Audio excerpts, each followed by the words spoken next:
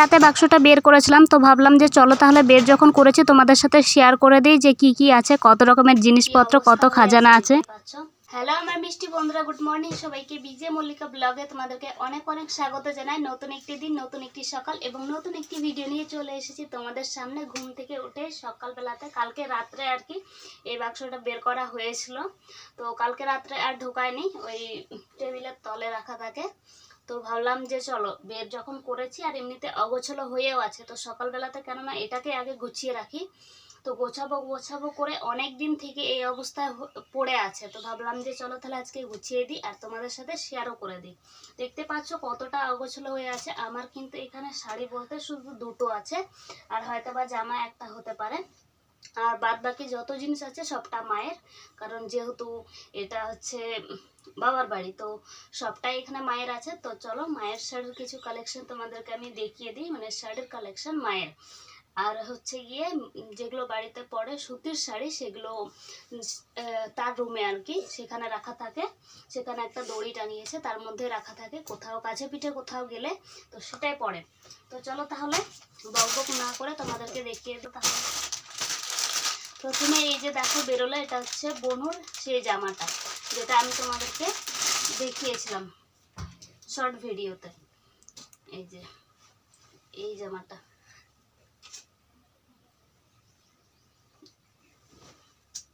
যেটা গত 2 দিন আগেই নেওয়া হয়েছিল।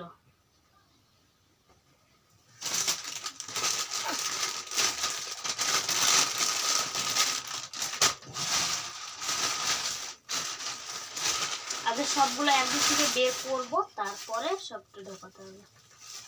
এই যে এটা হচ্ছে ভাইয়ের একটা স্কুলের প্যানের ছিট, এই যে যেটা বানাতে দিতে হবে, এখনো বানানো হয়নি, তো এটা বাক্সের মধ্যে রেখে দেওয়া আছে।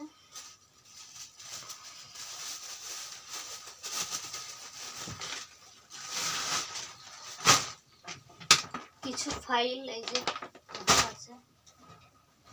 এই যে এটা হচ্ছে আমার জামা, যেটা হয়তো কোনো আগের ভিডিওতে আমাকে পরতে দেখেছো। এই যে তাই আর ভালো করে দেখালাম না, সবটা বের করি আগে। আর এই যে এটা হচ্ছে আমার শাড়ি, এই যে।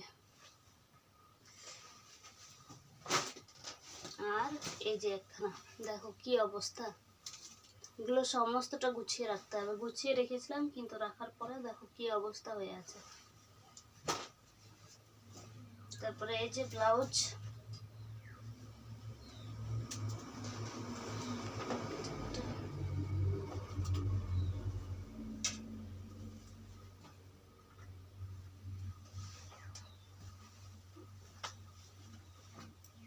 এই যে একটা জামা টপ,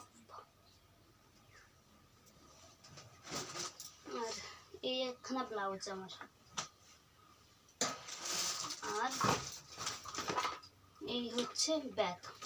তো চলো আমার জিনিস এই কটাই আছে, আর কোনো জিনিস নেই আমার। তো এখন যত বেরোবে সব মায়ের। এই যে এখন একদিক থেকে বেরোচ্ছে মায়ের শাড়ি, এই যে দেখছো রুমাল টুমাল সমস্ত কিছু কিন্তু বাক্সের মধ্যে ঢুকানো আছে। কিছু কাগজপত্র আছে, যেই ক্যারি ব্যাগগুলো বার করলাম ওগুলোতে। এই যে এটা হচ্ছে মায়ের শাড়ি, যেটা শ্রাদ্ধর সময় মানে বাবার শ্রাদ্ধর সময় দেওয়া হয়েছিল। তারপর এই যে দেখছো একটা সবুজ কালারের শাড়ি, এগুলো কিন্তু সবটাই আগের শাড়ি হলো। এই যে দেখো বেশ ভালো, তাই না? মায়ের শাড়িগুলো না সত্যি একটা আলাদাই গন্ধ থাকে, বেশ মা গন্ধ, ভালো লাগে, তাই না? জানি না কেন সব মেয়েদের হয় নাকি আমারই হয়, আমার তো আমার মায়ের শাড়ি পরতে ভীষণই ভালো লাগে। আর সব সময় যেন কোথাও গেলে মনে হয় যে শুধু মায়ের শাড়িটাই পরি। মায়ের সাথে যেমন এখন অনেক খারাপ সময় আছে কাটানো মুহূর্তগুলো, তেমনি কিন্তু অনেক ভালো সময় আছে বাবা বেঁচে থাকতে অনেক ভালো সময় কাটিয়েছি, যেগুলো হয়তো কোনোদিনও ভোলা সম্ভব না, আর ভুলতেও পারবো না কখন। আচ্ছা তোমরা আমাকে একটা জিনিস কমেন্ট করে বলো তো, গরিব ঘরে বিয়ে করা কি ভীষণই পাপের কাজ?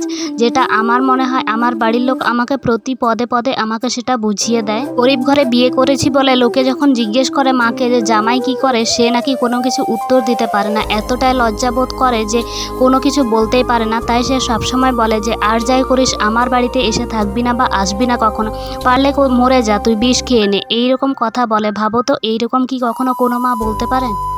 তবে সবটাই সহ্য করে এখনও পড়ে আছি। এতটাই প্রবলেম হয়ে আছে কি আর বলবো, না পারছি যেতে শ্বশুর বাড়িতে, না পারছি বাবার বাড়িতে থাকতে। সব কথা শুনেও যেন কেমন বোবা কালার মতো সবটা মুখ বুজে সহ্য করে আছি আর থেকেও গেছি। এই যে দেখো কয়েকটা বছর হয়ে গেল যে এখানেই পড়ে আছি এখনো পর্যন্ত। তবে এইটুকু বলতে পারি যে নিজের ব্যবস্থা নিজে একটা সময় ঠিকই আমি করে নেব, আর এই বাড়ি থেকে আমি বেরিয়েও যাব, কারণ সারা জীবন তো এই বাড়িতে পড়ে থাকতে পারি না। সময় খারাপ থাকলে আপন মানুষগুলো পর হয়ে যায়, কিন্তু আমার এত কাছের মানুষগুলো যে পর হয়ে যাবে সেটা আমি সত্যি কখনো ভাবিনি। তবে আমার একটাই ভুল বা পাপ বলতে পারো, যে আমি বিয়ে করেছি তাও আবার নিজে পালিয়ে গিয়ে, আর তাও আবার গরিব ঘরে। এটা হচ্ছে আমার জীবনের সবথেকে বড় ভুল, যেটা মা মনে করে, আর তার জন্যে আমার সাথে এতদিন পর্যন্ত কথা না বলেও আছে। তবে আমি মনে করি যে হয়তোবা সে তার নিজের জায়গায় ঠিক, কারণ কোনো মা কখনো ভুল হতে পারে না আর নিজের সন্তানের কখনো খারাপ চাইতে পারে না।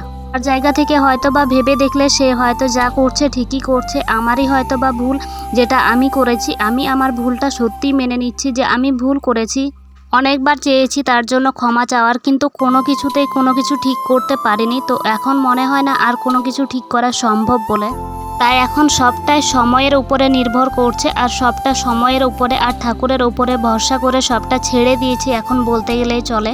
দেখো তোমাদের সাথে গল্প করতে করতে আমি কিন্তু এই অগোছালো বাক্সটাকে গুছিয়ে ফেললাম একেবারে। দেখো ভীষণই পরিপাটি করে গুছিয়ে রাখলাম, আর তাও আবার সকালবেলা। তার কিছু ফাইল ছিল যেগুলোকে আমি উপরের দিকে রাখলাম, যাতে কোনো দরকার হলে সেটা পুরো কাপড়টা যাতে উলট পালট না করতে হয়। আর এই ব্যাগের মধ্যে দেখছো এগুলো হচ্ছে সমস্তটা আমারই ফাইল আছে। হয়ে গেল সবটা গোছানো। তো চলো এবার এটাকে তার জায়গা মতো রেখে দিই।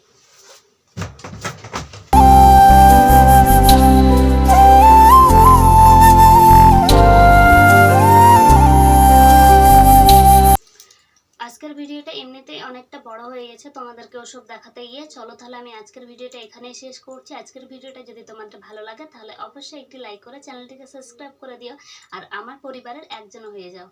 তো চলো তাহলে সবাইকে টাটা, দেখা হচ্ছে নেক্সট কোনো ভিডিওতে। ভালো থেকো, সুস্থ থেকো সবাই, টাটা।